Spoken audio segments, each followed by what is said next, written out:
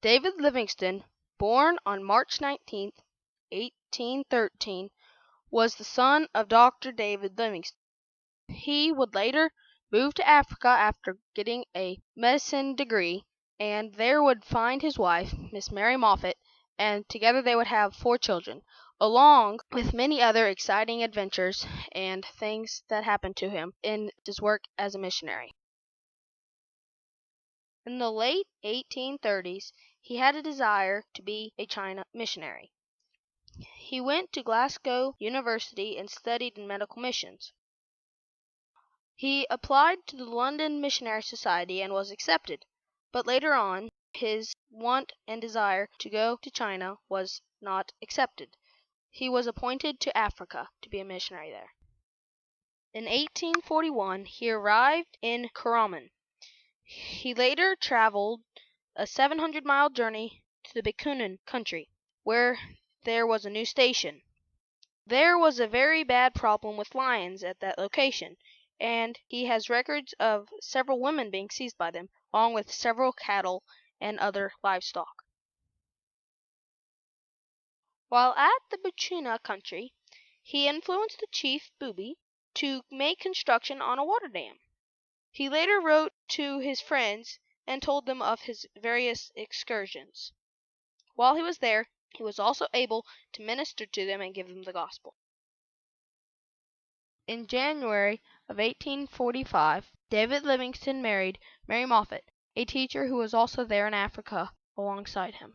Here is one of the pictures done of David Livingstone while he was in college during the 1830s.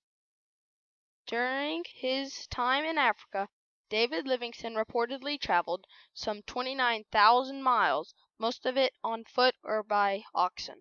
During one of his many excursions, David Livingstone came upon this, the Victoria Falls. Being awestruck by its beauty, he knelt down and named it the first thing that came to his head, after his queen, Queen Victoria. One day, as a wagon was going down the path in Africa, the people on it saw a black rhinoceros, known for its aggression. When the rhinoceros saw them, it charged, puncturing one of the men's stomach and splitting the axle of the wagon, then just gingerly walked off. They sent out a messenger to get David Livingstone, who rode through the night through the jungle to come upon the scene. But when he got there, the people had already left because this boy had died. So he had to ride back through the jungle at night in the dark, but God spared his life. Another account of something that happened while he was there is his famous lion attack. The village where he was at had very many lions around it that were constantly attacking their livestock and killing them. The people of the city were terrified, and one day they had spotted a lion nearby. He immediately got his gun, loaded it, and took it to the field along with a few of his friends. While he was there, he saw the lion, aimed both barrels, and shot them. The lion didn't seem to move, so he immediately started reloading his gun. When he looked up, the lion was pouncing upon him. The lion bit deep into his shoulder, shattering the bone.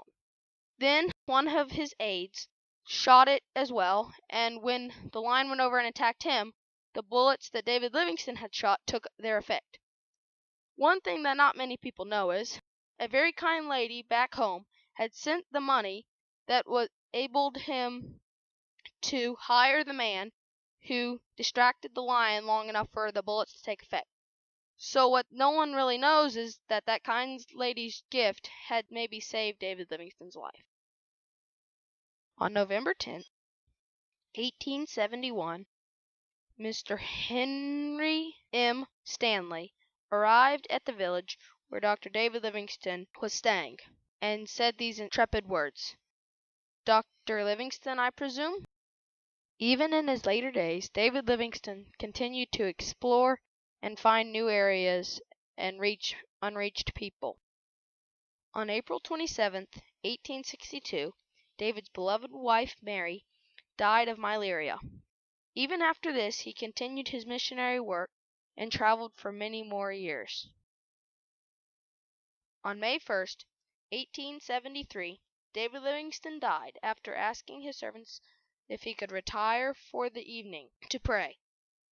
After a few hours they were worried, and when they checked in on him, he was dead in a kneeling position. His heart was buried under a tree in Africa, but his body was shipped back to Europe. In memory of Dr. David Livingstone, there was a statue of him placed outside of the Victoria Falls to remind people that he was the one who discovered it. In finishing, David Livingstone was an intrepid man who was not afraid of what people might think of him, but only what God wanted him to do, and that is what caused him to travel into the inner parts of Africa in seek of souls for Jesus Christ.